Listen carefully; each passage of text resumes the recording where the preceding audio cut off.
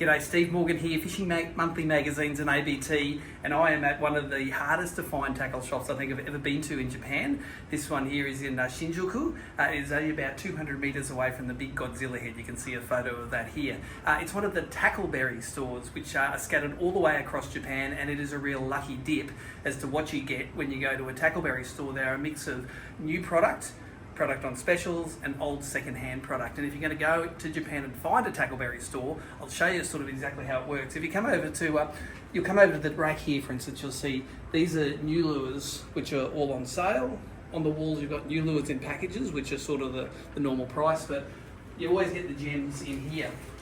These are all the second-hand baits that you have, and these vary wildly from shop to shop. Now, baits that we like in Australia could be scattered all the way through, and just because there's this lure on the front doesn't mean that's the next lure down. Sometimes it's different lures. So you can spend hours and hours going through your local TackleBerry store to find the gems which are in behind there. Now, right now, the Australian dollar is really powerful against the Japanese yen. We get about 1 cent per yen. So I go to the wall here and I have a look at this deep diver there, and that's 400 yen, which is $4.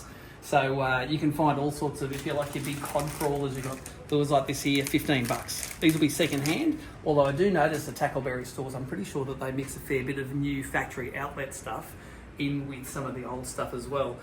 So I've been to 2 of them so far. I usually spend maybe $100 and get a really big pile of lures, normally things that I won't use in Australia or things that I haven't sort of seen before that I want to try back there. I don't come over here just to buy stuff that I can already get.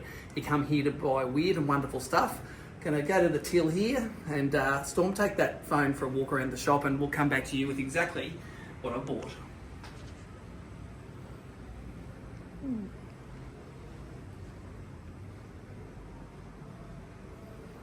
Now this is a pretty little shop. It's only probably as big as maybe 2 bedrooms back home, but plenty of lures in it, plenty of friendly staff. And he said it was okay to make a video too, so I'm not going to get in trouble. So let's make a purchase and we'll come back to you soon.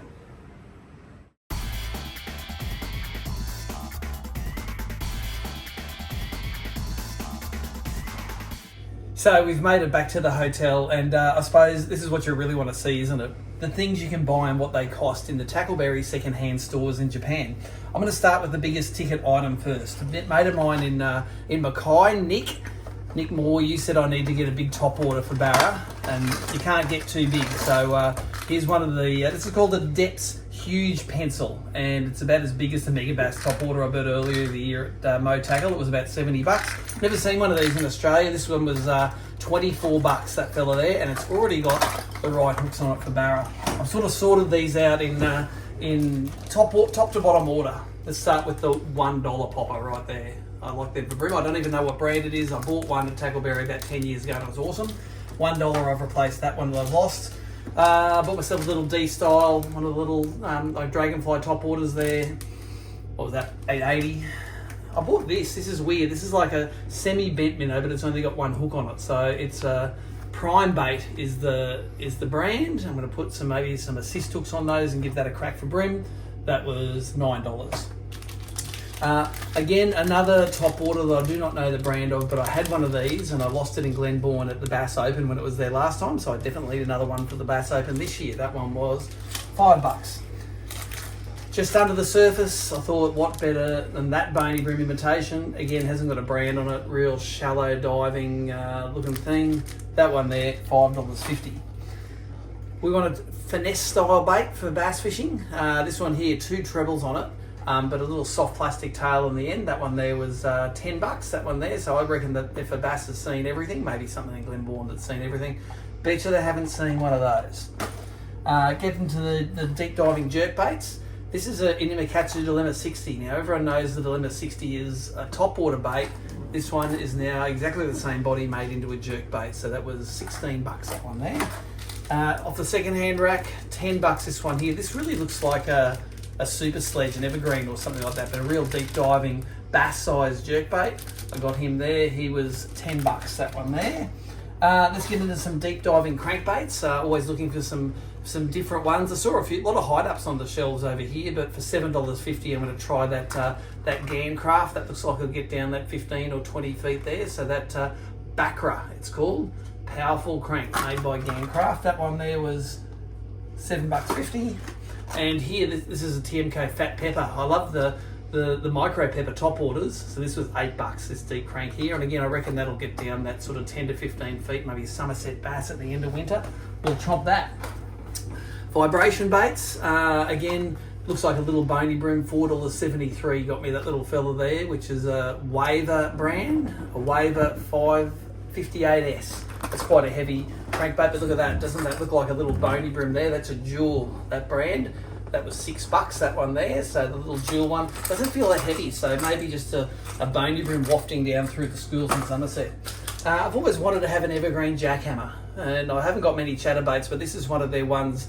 The SB, a stealth bait. It's got the clear plastic bib rather than the metal blade on the front. So I now own a jackhammer. What all the Americans would sell their mother for.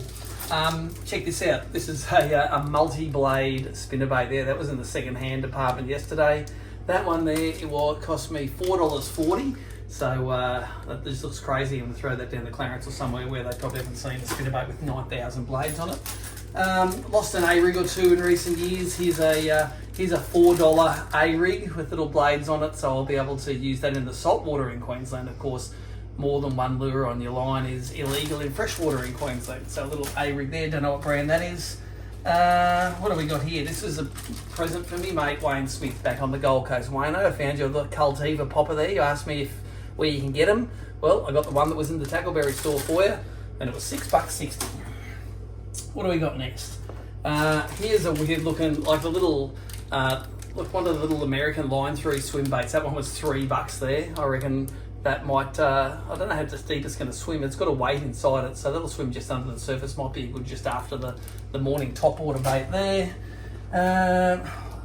A little metal wasabi in a colour that I haven't got, so I added to collection there for $6. And here's some weird metals. I'm always falling short of small metal baits. I can't get many of these in Australia here.